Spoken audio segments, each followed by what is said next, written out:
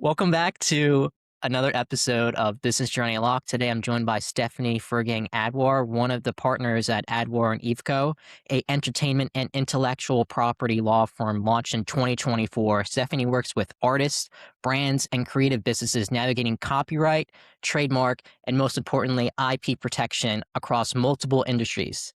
Stephanie, welcome to the show. Thank you so much, Kevin. So can you just give us a little glimpse in the life as an IP lawyer? What exactly is going behind the scenes with Adwar and Eveco? Well, 2 years ago, a little over 2 years ago now, I partnered with Paulina Eveco. She's a colleague of mine who I met we were both involved with the American Bar Association Forum on Entertainment and Sports Law. And I'm on the governing committee of that now, but at the time I was thus the membership chair or communications chair, sort of a dual role, and I needed a vice chair. And I was introduced to Paulina, and I was very impressed by her, and so she became my assistant, my vice chair on that committee. And then she so impressed the board that they stole her from me and made her sponsorship chair. And then we continued to get to know each other and work. And every once in a while, I would come in on something that she did. She does a lot of art law. She represents artists and museums and galleries and such. And so from time to time, there were more complicated IP issues. And she asked me to come in on a few things with her. And we worked really well together. And after, so I was a partner with my father for 28 years, at Philip Furgang, and he and I had a wonderful partnership. But during the pandemic, when the pandemic started, he was 83, and as we moved through the pandemic, he didn't really want to do it as much as he had done before, and he was, getting older, wanted to have a little bit of rest, relaxation, have some fun. And I said, you know what? I think I need a partner that can really dig into this now. And Paulina and I just got together, and it seemed to make a lot of sense. Um, I had I had talked to other people, major firms, and so on, but I like being in a boutique firm.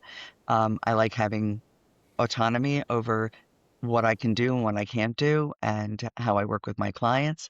And Paulina had her own practice as well. And so merging the practices really was not that complicated. It worked out very smoothly. And now, after a little over 2 years, I say all the time, I cannot imagine having made a better decision. So That's beautiful. yeah, it's working. We're both we're both hyper ethical and hyper vigilant, and so that neither one of us disappoints the other on those grounds, and we're always really very um it's very important to us to keep the highest ethical standards. So having a partner that meets that with you is almost crucial. I agree. And it's very beautiful about the relationship that you had before partnering together. You two understood both each other with the work ethic, the habits, the ethical standards as well. So, based on the relationship you had prior to forming the partnership, you two had a great basis, a good synergy, a good relationship, being transparent, being honest, being Right. true to yourself. That's all that matters, especially going into partnerships. There's a lot of people when they go into partnerships, co-founders, co-owners, co-partners, whatever it may be, they may not have the same vision, right? And that's one of the things that they lack. But if you actually have that vision, correspondence with both yourself and Paulina, that's beautiful. And it's very hard, especially nowadays, to kind of find like-minded individuals as such as Paulina. After I had spoken to major firms, I had been courted by major firms for a long time to come in, um, and partner, lateral partner in. Bigger firms are always looking to increase, their footprint in particular areas, and they were great firms. It, and I liked the people in them, but it's a totally different experience. And I've been in a Yeah. smaller firm all along. I did have a couple of colleagues who connected with me, who asked me about possibly partnering with them, but I remember the words of my mother. Um, when I was a kid, my mother said, when my father called her in the middle of the day one day, and she turned to me and she said, "All I hope for you is when you are married and your husband calls you in the middle of the day, it makes you happy." And I thought to myself while all of this was going on, I can't be married to those people, but I could be married to Paulina. Mm, And that is what made that work, is that I understood somewhere in my gut, and I think a little bit it was my mother helping me out there, um, to guide me to the right place. So happily, we are burning on all cylinders and working very hard and helping also to mentor women, which is a very important thing for me because someone once asked me, Who are your female mentors?" And I realized I didn't have any. I have fabulous male mentors. I mean, I can say that I have been very, very lucky. I've had amazing male role models who have been kind and generous and wonderful to me, and that has helped me my career immeasurably. Um, but it's important to me that I mentor younger women professionals because there's just not enough of us out there doing it. Now I think there are more than when I was coming up, but but it is really important to me that I do that. right. You're essentially the outlet that certain individuals didn't know they have or could have, right? It's just putting yourself out there to see who can I help, right? That's the biggest thing. I mean, you've been practicing entertainment IP law for almost 30 years.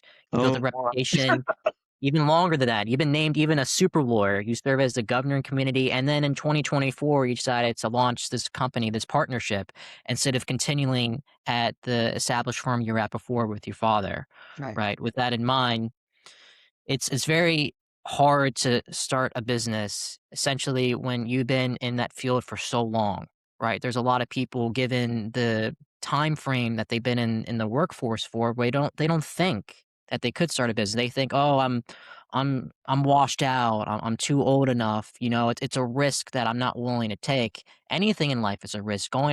Driving to work is a risk, right? But we are desensitized for that because it's normal, right? right. Starting a business, it's not normal for some people. It's a lot of anxiety. There's a lot of mixed emotions. How are you It, able to overcome that? I know you it's mentioned always a the risk. getting married. It's always a risk. It's It's always a always a risk. risk. I mean, look, I was very lucky. I started in my practice working for my father, and I had a wonderful relationship. I have a wonderful relationship with my father. So that I I was very lucky. I didn't have to worry about mean bosses or people, you know, one of the early on in my career, one of my wonderful mentors tried to steal me from my father to come work at the company where he worked. And I said, I really want to have a baby. And, I work for my dad and, and he said, oh, wait, we have an amazing maternity policy. Come, we give you time off and we have great flexibility. And I went, Michael, Daddy, the baby's sick. I have to stay home. And he goes, yeah, better. And you had to understand that, it, that was a comfort to me, right? My father and I had a rule in our practice, and we hired associates and we had other people work of counsel working with us for years. And our main rule was family first, and we wanted to have a balance, a work-life balance. Hmm. And that was crucial to me and why one of the reasons why I didn't want to go into a large firm right out of law school or moving forward. I really wanted to be attributable to myself and not necessarily to somebody with some pencil pusher telling me exactly how many hours I was supposed to work. That I work very hard. So I wasn't worried about working hard, but I didn't want it required in that way. And that's completely understandable. You were very grateful in having your father have this company. And there's a lot of different areas you could have went into. Not law, there's so many places, so many different avenues, so many niches, so many fields. What exactly got you interested in pursuing law? Was it because your father?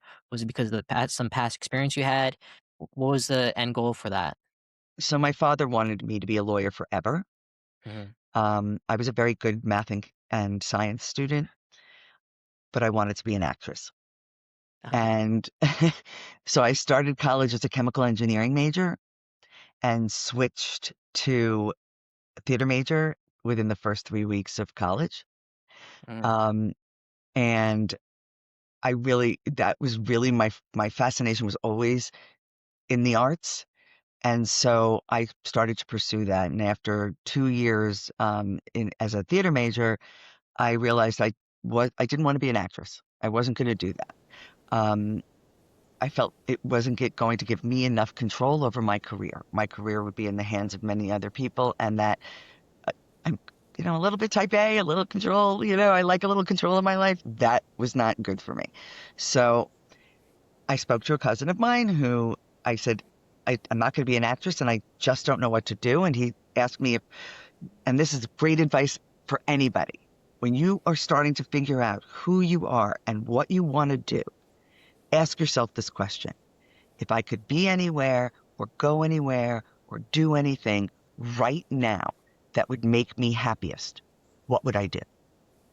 Would I paint a picture? Would I go take photography? Would I go run a race? What would I do? What makes me the happiest? What gives me the most joy? And I said, I'd go to the movies.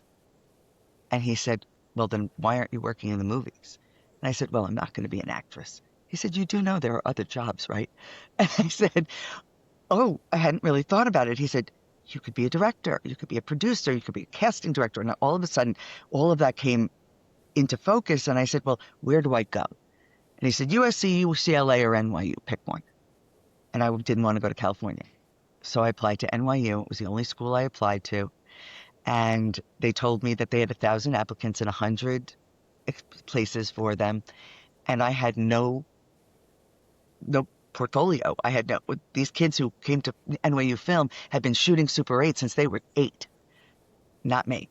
I had nothing. And I had no pictures. I had nothing. I had stage time. By that point, I had switched from an acting to a directing major. And so I had letters about my directing, but only on stage. And mid-year of that year, I went and talked to the director of admissions and sat in her office and waited for her. And when she came out, she said, why are you here?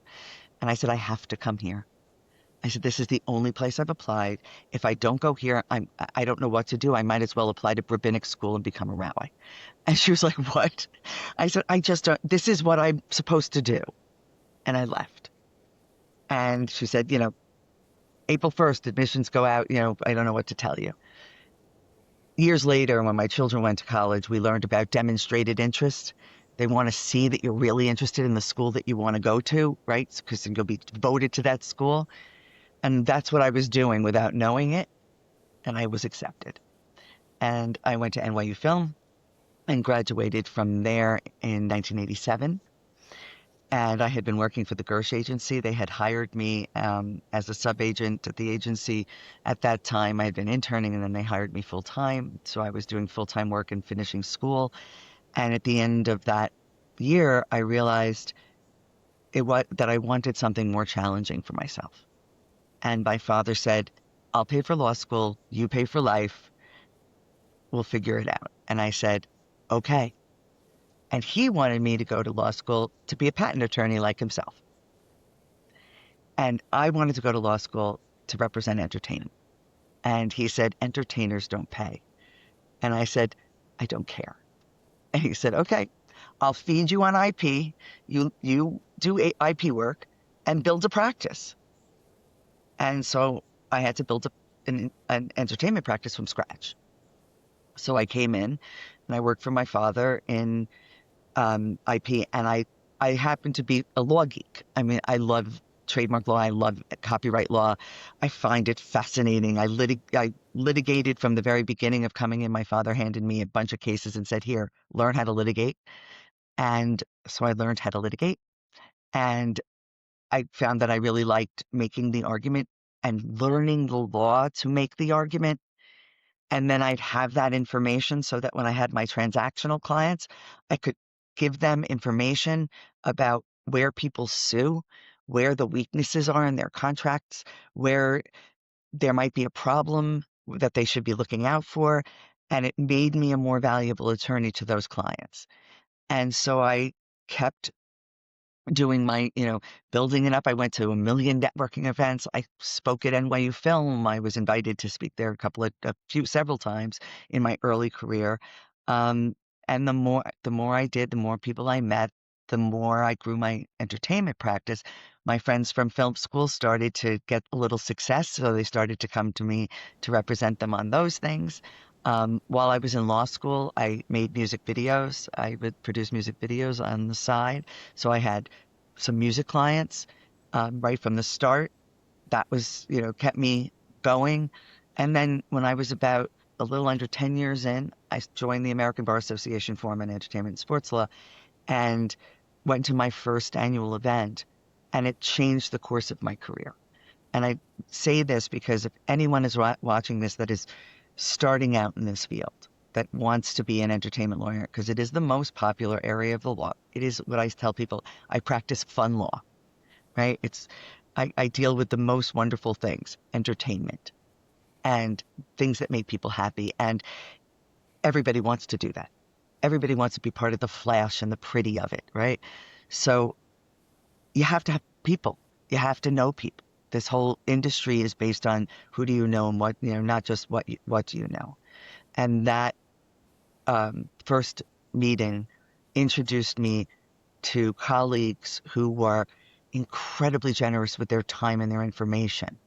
They weren't walled off and holding the information from everybody. And you'll find every once in a while um, when you're doing anything from law, any kind of competition thing, people do hold their cards close to their chest. They don't want to share information with you. They don't want to make you better because you might take their clients, because you might be in competition with them at a level they don't want. But the people I met at this organization were not that. They wanted you to be better and they wanted to help you. And in return, you'd help them at some point because that's the way this industry works. And so I was very lucky. I happened to be open to meeting wonderful people and taking their advice and filtering their advice. Sometimes it was great advice, sometimes it wasn't. But I took it all in and I met incredible people who were very, very helpful. And that guided that trajectory went on from there. I was able to meet other people, get involved in other organizations because I was introduced to those possibilities by the numerous people that I was meeting. Does that answer your question? So that started my whole career and the fun of my career and what I've done. And then by the time that happened, and by the way, I was going to school at the time in that first 10 years of practice because I thought I might go into patent practice and you have to take a certain number of math credits and science credits. Um, so was taking math and science, and I'm 3 courses short of qualifying to sit for the patent bar. Um, but in the course of that 10 years, my entertainment practice blew up. And so it didn't make sense to complete it Uh-huh. because I much prefer doing what I do in entertainment law. And while patent law is fascinating, it is incredibly complex. And it made sense to stay where my heart was. It's quite amazing how you stuck to something tried and true, even when you didn't have the data back then. There weren't a lot of people that were doing what you were doing back then. You had to start from scratch, as you mentioned.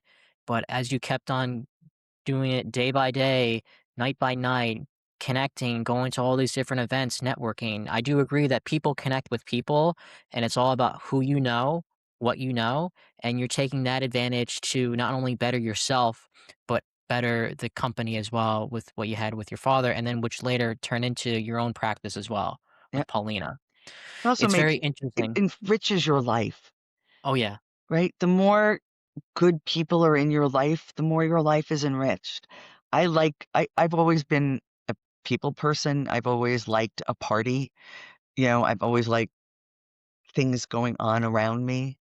Um, and that has continued until now. And I think that has benefited me. I know lots of attorneys who have a hard time doing that. It's not in their nature to walk into a room and say, "Hi, nice to meet you. How are you? Blah, blah, blah, blah, blah. What do you do?" it's anathema to them, and they have a really hard time with it. And it's something that has benefited me greatly. I've been very, very lucky that that's something that's sort of innate to me. Given your experience in the entertainment and IP world, you've seen a lot of different technological advancements come. Napster, streaming, social media, NFTs. Every new technology creates new IP questions, new IP regulations, especially now with all the AI, all the technological advancements, whether that's generating content, mimicking voices, creating works that kind of blur Yeah, the authorship lines. We kind of spoke about this before we did. we did the podcast. What's one shift in copywriting or trademark laws that you think creative professionals are underestimating right now, but they should really have this in their back pocket within the next 12 to 24 months to protect their work before something explodes on their end? Okay, so it's always important to protect your IP pre-AI, pre all of NFTs, pre all of this. From the beginning of time, if you create a work of art, you should be protecting it with the Library of Congress if you're in the United States. You should be protecting your works, no matter what. That it gives you something in your pockets should something happen. You should never wait until you've been infringed to protect your work. That's Right. in the first place. Same with trademark. You should be registering your trademarks if you are selling a product or service that is represented by a mark or a logo or a slogan. Those things should be registered with the federal government. It's important. It gives you a layer of protection and it gives you a cudgel should somebody try to steal from you. So that's always been important, period. No matter what, no matter what the technology is bringing. Obviously, the thing that is most on everybody's mind right now is AI. Um, in 2018, I attended the Consumer Electronics Show in Las Vegas, and it blew my mind. It was unbelievable to see what was coming, what companies were developing, the cars, the audiovisual production, the product, all of it was astounding and inspiring. I went this year. Paulina and I actually traveled this year again, and this year there was not one thing, not one product, not one service, not one anything that did not have AI built into it. And that's what they were touting. This has AI, which means it will be able to anticipate your needs for whatever. And I've been digging into this now for a while because obviously it's going to affect everything and it is already affecting everything, right? There was a huge strike. What was that strike in for the actors about? Was stealing the name, images, and likenesses of actors, either who were already passed by using their image, post mortem, and using AI to create fake them on screen, or it's using mimicking voices. Now there are deep fakes and images that can, and I'm seeing it a lot. And there are if you've ever scrolled through Reels or TikTok or any of these, every once in a while you're going to see an ad with a product that they say they show a clip of Oprah saying how great it is, and then a clip of Dr. Oz saying how great it is, and so on, or a different celebrity. And if you go start researching and you go on Google and you start doing, you know, does Oprah endorse this product? You will find out that they do not. That these are absolute deep fakes intended to steal from people, intended to dupe people into spending their money. So more and more consumers have to be more and more careful about everything they do. And it is incumbent upon us as counsel to make sure that our clients understand what the risks are with AI, what their obligations are, what they can and cannot do. We have to be able to advise them where things might be problematic. And it's also important for us as advocates to protect our clients where their materials are being stolen, where they're being used to, say, learn. There's this, the cases of using books that are uh, using existing books to train um, computer models to be able to write books. Authors have lost their minds over this. They don't want their books used to train an AI model who can then pull pieces of their books, modify them, and spit something out for somebody. Those AI is going to be, it is right now. There are major cases right now pending on this, and there's going to need to be significant legislation that narrows what can be done and how it can be done. It needs to be federal legislation. It cannot be what happened with publicity, where every state has a different law. We are, now considering a federal right of publicity and privacy. That's something that's been needed for quite some time. We don't need a patchwork of laws. We need a directed law that focuses in on the use of AI. I think Europe is ahead of us as they are with privacy. They have the GDPR, which protects individuals' use, consumers' uses of websites and internet sites in Europe. We don't have a similar law here. Every state has a different requirement.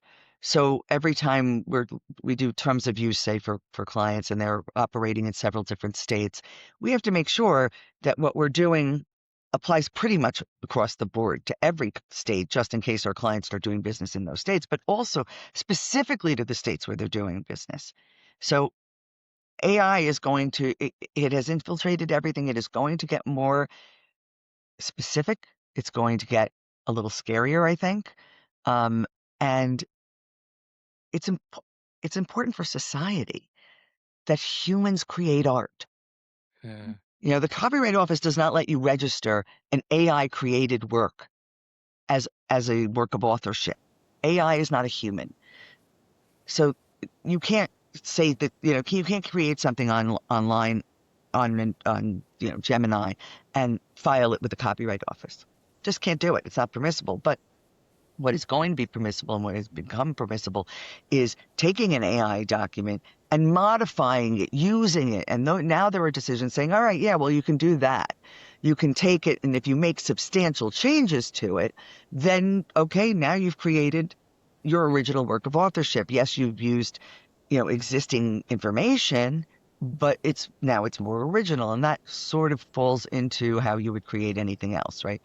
Um, any work of authorship, because you could be impressed by a picture of the Eiffel Tower, right? And you take the Eiffel Tower and then you draw something of it with fireworks coming out of it or whatever it is. Well, the Eiffel Tower exists. You didn't make that up out of your head, but you've modified and changed the vision of it to be original, and those original aspects then are attributable to you and protectable to you. So that's really crucial, to be able to protect those original aspects. But we have to be really careful, and legislation is going to be key.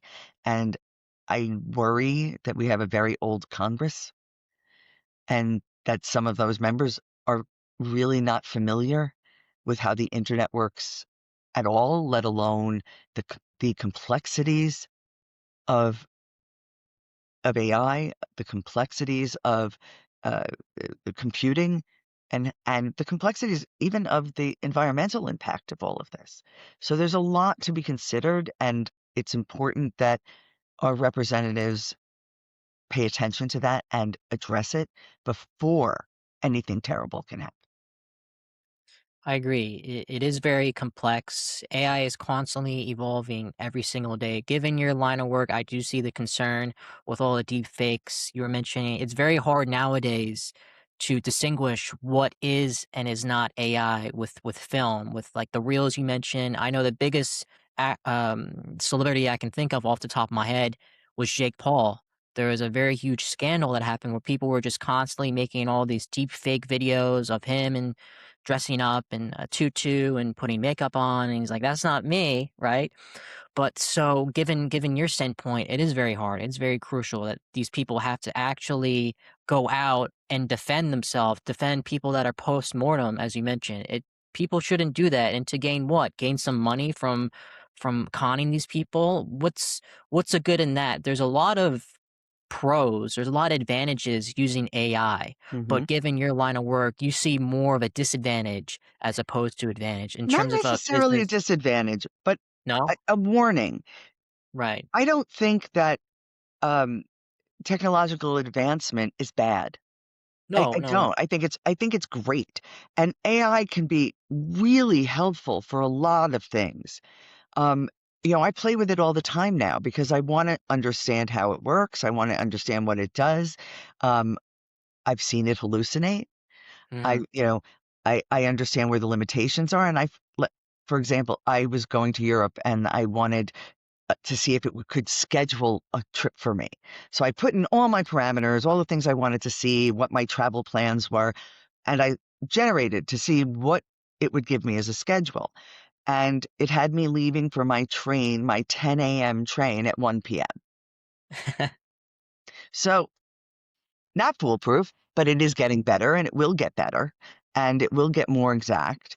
So I think it's crucial that we make sure that there are laws in place which allow us to utilize it for its best purposes and not utilize it to steal or damage or harm. A lot a concern for me outside of my of what I do in my practice is women's rights are crucially important, and whenever you start talking about places where, um, technology can be misused, many times it's for pornography, for misuse of female images. Those things scare me because they are detrimental to humans. And so I think it's really important that we utilize technology to build a better society, not to build a more diverse, not to be a more divided society. I agree, and it is tough to say, but give an example of when the internet first came out, right? It was very beneficial to get these people connected, but then what happened, they soon realized that all this malice, all of these harmful groups were coming along, as you mentioned with pornography, and, you can talk about, the Silk Road, all of the dark net, right? Yes, That came about because of the internet, but there's a lot of good that came out of it too, but of course. sometimes does the good outweigh the bad? With the way the internet is structured now, the general public have a very slim understanding of how deep and diverse and complex the internet actually is because with the general public, what we can see is just the tip of the iceberg, Right. right? What's actually in the body is the dark net and all it just goes deeper and deeper and deeper. There's a lot of stuff on the internet nowadays that people don't can't even fathom Mhm. that are on there. No, Right. And that could be said with AI. It could be very beneficial, as you mentioned, in terms of a business development sense, very beneficial, right? yeah, The way I portray it is, again, as I mentioned, it's evolving every single day. I've had conversations with many of my clients who are using AI in terms of a development stage, yeah, whether that's front end, back end automation is the biggest thing that AI can help with, especially sure, agentic AI, sure. right? There's so many different LLMs. You can talk about Grok, Perplexity, Claude, Anthropic, ChatGPT. There's Gemini. so much that's out there, right? And it's interesting because when AI was first introduced about what 4 years ago. It was just ChatGPT, but where Yes, it is now, people use ChatGPT for one area, they use Anthropic, Claude for another area, Perplexity for another. Like they're distinguishing these AIs to fit their own curriculum, and it is beautiful to look at that people are taking that in their advantage. But then, as you mentioned before, in terms of the entertainment, the IP side, the most concerning is the deep fakes. What's true? What's authentic? What's actually real? Because 5 years ago people wouldn't have had a thought in their mind, "Is right. this AI generated? Is this an AI generated photo, video?" But now they have to think about that, and the way it is, it's just super ultra realistic that it's very hard for people who don't understand AI can actually tell the difference. It can be damaging. It can be harmful to individuals, right? You can take if you can take a picture and modify a picture to make it look like somebody's doing something that they are Mm, absolutely not doing. Um, and I because I've been in practice for so long, because I've been on the faith on the earth for so long, I've been in a world where I started working on a DOS-based computer that was not connected to anything except itself. Yeah.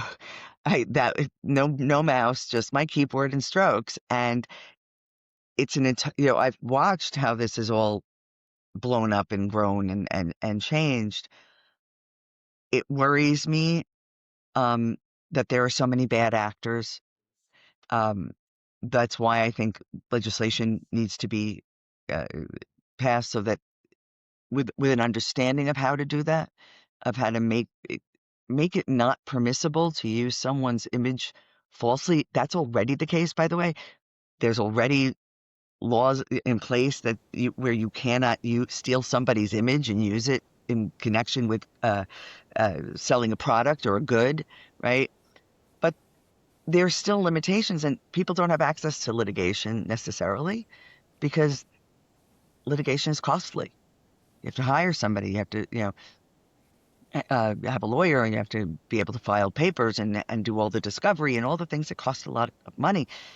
A lot of people don't have that, and so they're stuck with whatever has been created about them or said about them without being able to affect it or fix it. And that could be problematic as well. So there's a lot to be considered. We have to be more responsible. When I started as a lawyer, people got their news from Peter Jennings on at night on the news. I mean, cable wasn't even, it was a thing, but it was MTV. It wasn't CNN even yet. It was not a thing. 24 hours news cycle didn't exist. So people trusted the news providers. They trusted that the journalists were giving them factual information that they could rely upon.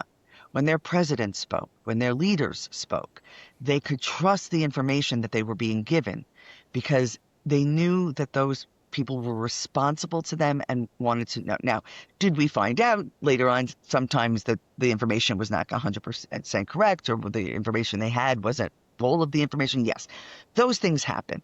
That's not that's the case, certainly. But now we're in a situation where people can flat out lie, tell completely untrue things, and people don't know how to discern the difference. So they could read Mhm. something, and you know the line, right? I know it's true. I read it on the internet.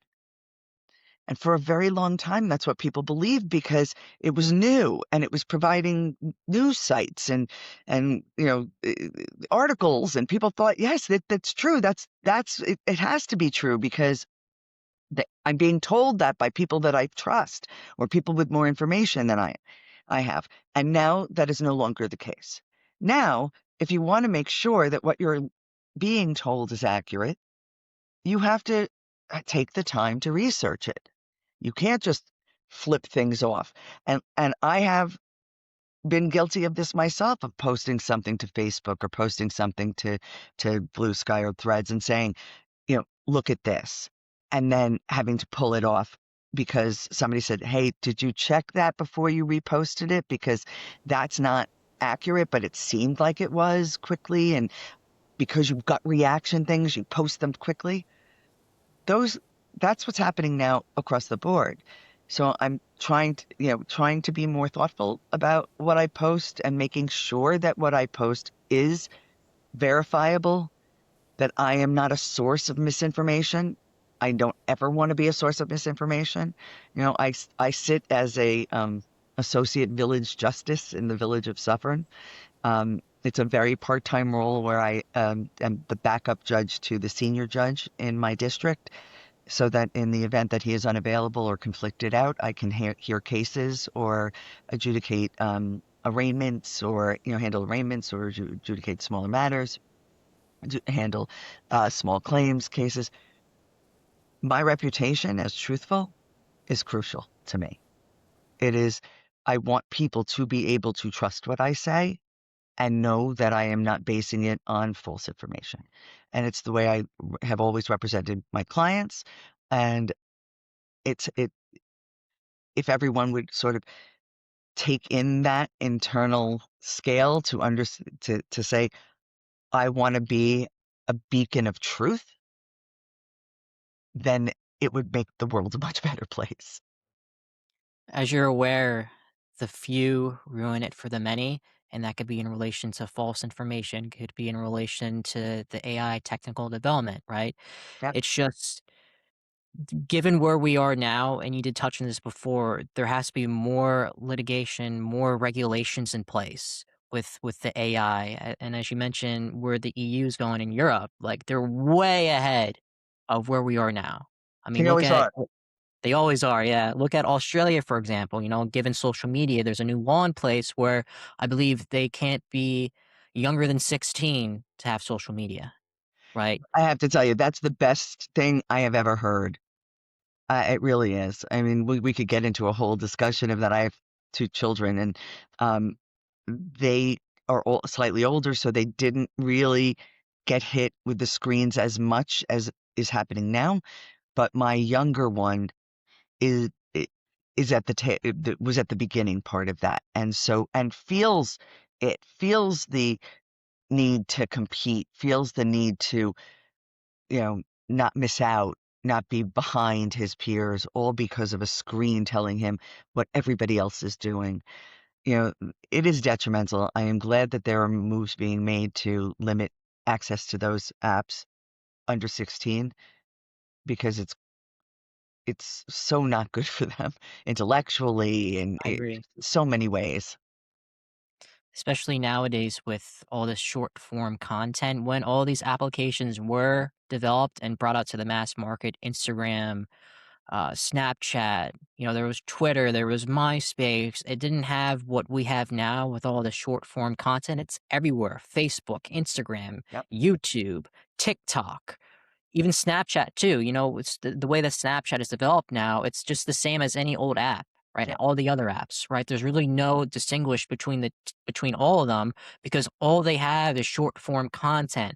And as all these kids, even adults too, they keep scrolling and scrolling and scrolling, try to get the next dopamine hit.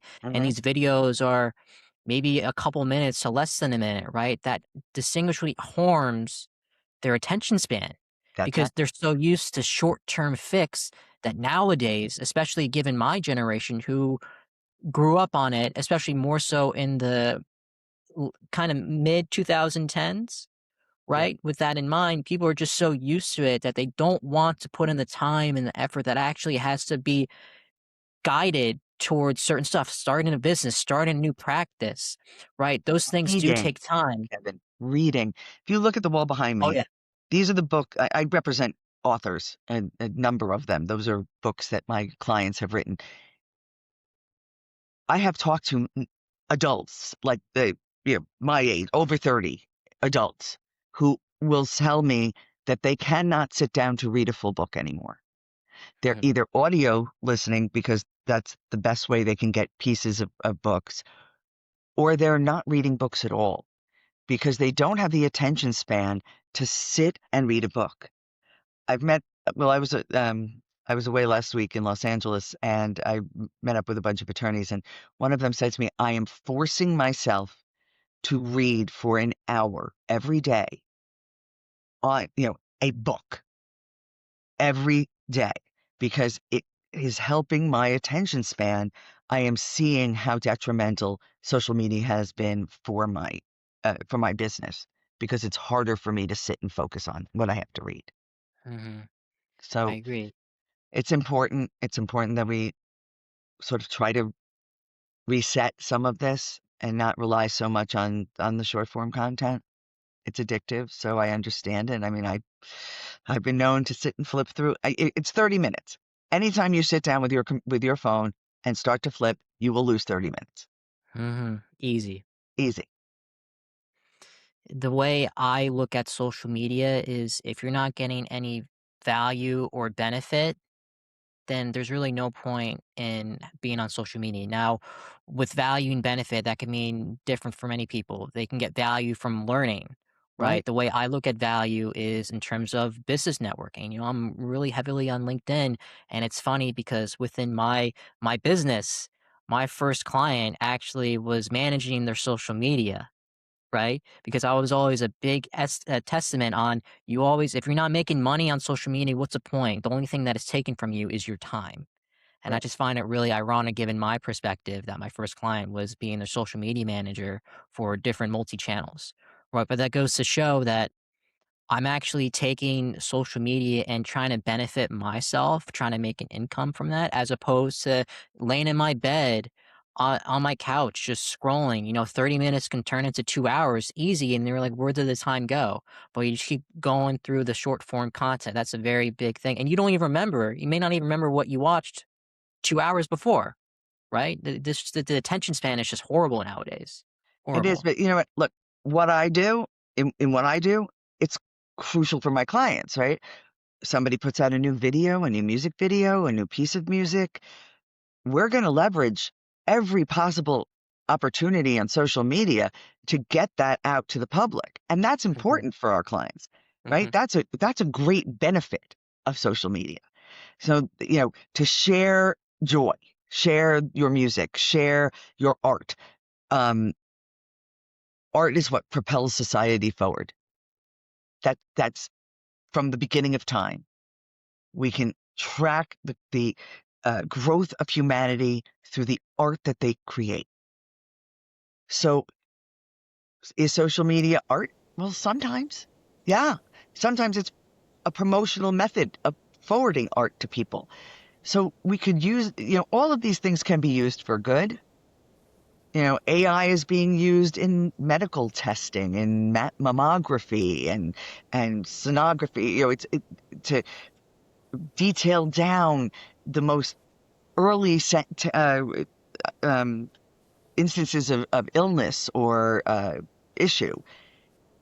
There's positive to all of it, but we have to be responsible in using it. And if we're in a position like I'm in, it's not devising ways to dupe the your fans or dupe your clients, or it's to get them to utilize these tools for for their benefit, certainly for their career benefit, um, but also for their fans' benefit. Yeah, I The, agree. yeah, the person I think that does this the best is Taylor Swift. She does it positively. She utilizes it to her great advantage. She makes her fans feel involved and she doesn't hurt people's feelings in the meantime, right? It's all positive. That's a great lesson, I think, to artists, certainly, to utilize these platforms in that way. I agree. I spoke to a multitude of different partners, operators within the business perspective, and they're all in different stages within their businesses. And I've seen a lot of common challenges. Those could be client acquisition, building the right team, refining service delivery as you scale. Mhm. Given your perspective with Adwar and Evoco, I just don't know in terms of a business perspective what's one area that you're looking to fix and improve going into 2026, whether that's on the business development side, you're networking a lot, the operational side, or just even the team building side? Well, we are growing. So, as we get more busy, we need more assistance. And so we have associates in a council that work with our firm because need them to, um, we need them to handle certain matters that there's only so much time in a day, and our time is what we sell, right? Is that it's the That's what we have to give our clients. So we have to make sure that we are able to deliver the services that our clients need. And we've been successful to this point, but ramping up our team is going to be our next year's goal is, looking to enrich who we're working with. Um, that said, AI, use of AI is going to be important in our work too, because we're going to need to understand how to utilize those tools um, within legal searches. I mean, Lexis and Westlaw now have special search tools that have an AI element to it, which allows you as an attorney to do things a little faster. that will be beneficial to our clients. Our clients will not have to pay as much, and we will not have to spend as much time on certain things for our clients. So our clients will benefit by it not costing them as much, and we will benefit by having more time to work for other clients, and which will allow us to grow our practice. So AI is going to be important all around the industry. It's just making sure it's being used responsibly. I agree, and especially given your position as the back end associate village justice in the village of Suffern, it's very interesting that it's different than being an advocate for your clients. It's different than being a lawyer in the law firm. You see so many different cases that come up and ranging in so many different situations. It's very interesting given your perspective on how this is your 10th year sitting on the bench. What has that taught you about how judges evaluate cases that's changing the way that maybe you practice law or advise your clients within your business? It's such an excellent question because it truly is the case, right? The thing that I learned right off the bat with in being a justice was that I got to sit in specifically in small claims cases. That gave me a perspective as a judge. What did I want to see from the advocates? I wanted to see what evidence, how did I want it presented? What would I tolerate as a judge? What, you know, how, uh, what kind of practice did I want to see? What did I believe or not believe? Those kinds of things have informed my litigation, how I litigate, how I approach judges, how I explain things. Because you assume a lot of times as a litigator when you go into court that the judge knows exactly what you're talking about and knows your case and understands. And that is not always the case. They have a full docket. They have, a lot of stuff that they have to balance. And when you come in, they don't necessarily have all of the intricacies of what's going on in your head in theirs. So I've learned as a litigator to summarize better for judges in the very beginning, to get them up to speed with exactly what I need them to get up to speed with. Years ago, I was before a judge named Judge Sprizzo in Southern District, who I I I loved. He and I had a very nice relationship. He was a tough judge, and a lot of people had some issues with him, but we got along great. And I remember I was doing an argument it was a multi-tiered argument. And I started with their one argument, which I thought was going to lead into the others. And he looked at me and he said, "Is this your best argument?" And I said, no. And he goes, "Then go to your best argument." And that in and of itself gave me an idea of how I was to be uh, approaching judges. And as a judge, that's one of the things that is most important to me. Give me your best argument. Tell me why you need to win. Tell me why you should win. And then present me with all of the information so that I can understand and it will inform what you want. So it's been that's been wonderful. It's been an education. It's totally an area of law that I don't practice, right? It's vehicle and traffic and criminal law and uh, um, administrative law. So there's all kinds of things that go on that I had never been exposed to and had to learn very quickly in order to be able to hear those cases and decide those matters. And it's been fascinating for me. Like I said at the beginning, I'm kind of a law geek, so it gave me an opportunity to learn stuff that I didn't know before, and it informs my life about how to look at things and what's important, and and what happens when people enter the criminal justice system, which is something I had no real personal understanding of, and I have a much better understanding of it now. And I think, has made me a more compassionate person. And that's beautiful. The big consensus is you learn by doing. There's so many people that want to know everything before they actually get into these type of practices. They want to learn everything they can to their best ability, but then that's not the case. Nothing is perfect. You're always going to fall flat. You're always going to try to go back into the room to craft your best argument, right? It's just people have to understand, given a business development, given your professional development as well, there will be times where you may not have the best statement, the best argument, the best practice, the best execution, but that's how you learn. You learn what you can do better each day, every single day, and that's the beauty of life. We're always constantly learning. Yep, Nobody can say, "I've learned everything," because that's not entirely true. Even people that are in their 80s and 90s, they're still learning, right? But there's a lot of people that are afraid of failing, mistakes, but that's just a part of life. If you're not actually making those failures, if you're not actually making those mistakes, then you're not doing something right because that's how people learn the most. They don't learn the most from succeeding, they learn the most from failing. that's right. That's right. And look, I've made mistakes. Everybody makes mistakes. You know, I'd like to say that the mistakes that I have made are not, um, did not come from malice, did not come from a bad place. I haven't made mistakes in an attempt to be hurtful or harmful. The mistakes I've made are just mistakes that, human beings make mistakes. Sometimes, you don't you catch something or your argument isn't as good as you would have liked it to have been.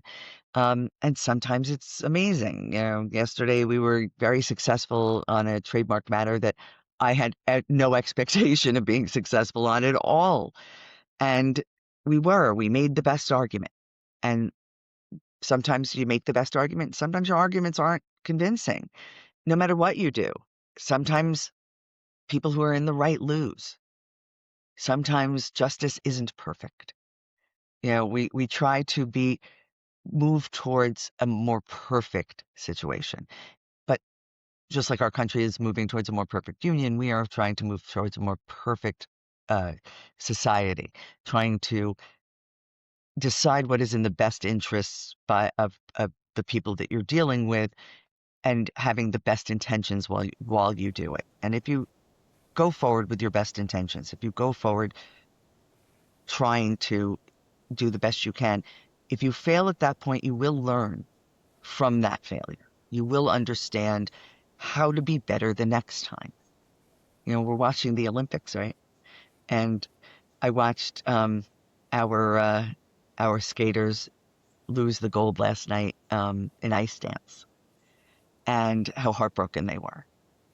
But they did the best they could. It wasn't mistakes, right? But sometimes you're not the best. Sometimes you do the best you can, and that should be enough. And the best you can should be enough. And sometimes you learn. You could be a little bit better, so you learn, and you get better for the next time. And those are lessons that go all across life, not just the Olympics, not just law. Goes, it applies to everything.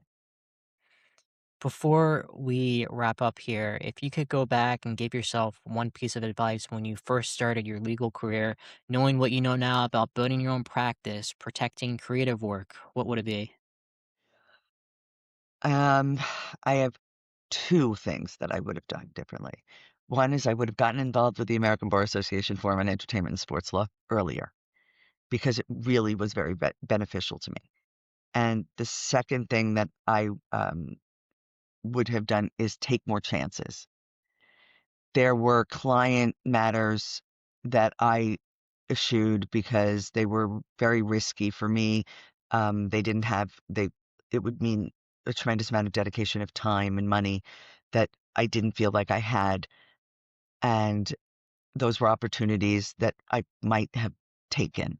So I those are the two things that I think I would look at and say, there are things you can do faster, and then there are things that you can do that might be a shot. Sometimes it pays to take the risk. I've taken enough. Some of them have worked out, and many of them have not. Um, but sometimes there are ones that you pass up, and you learn later that they might have been a better idea to take. That's an excellent mindset. It's just taking those risks, gambling on yourself. As long as you're confident in yourself and your abilities, that's all that matters. There will be some hiccups along the way, as we mentioned before. You'll fall on your face 10 times, right? But the best thing you can do is get up and go again and just actually try to be better than you were yesterday. Just doing it one step at a time. It's not like you're going to grow and expand into the best an entertainment firm tomorrow. You got to put layer by layer, brick by brick to get those small habits in place. So it does pay off. Consistency does pay off in the long run. It certainly does. It certainly does. I aspire to continue providing consistency to my clients, to my colleagues, and to keep going along and building what I've been building all this time. For anyone who's listening or watching this, what's the best place for them to reach out either to you or to Adwar and Evco? So best is to go to adwarivco.com, adwarivko.com. That's our firm's website. You can get all the information about us from there and communicate with us that way. Our phone numbers are there. Our email addresses are there. It's probably the easiest place. You could get me on LinkedIn though. I'm easy on LinkedIn too. So uh, I I'm always happy to talk to aspiring uh, artists, aspiring entertainers, aspiring businesses. I mean, we deal a lot with startup businesses as well. So you know, come in, the water's fine. Beautiful. Thank you, Stephanie. I do appreciate your time coming on. Thanks, Kevin. I appreciate the opportunity to talk to you.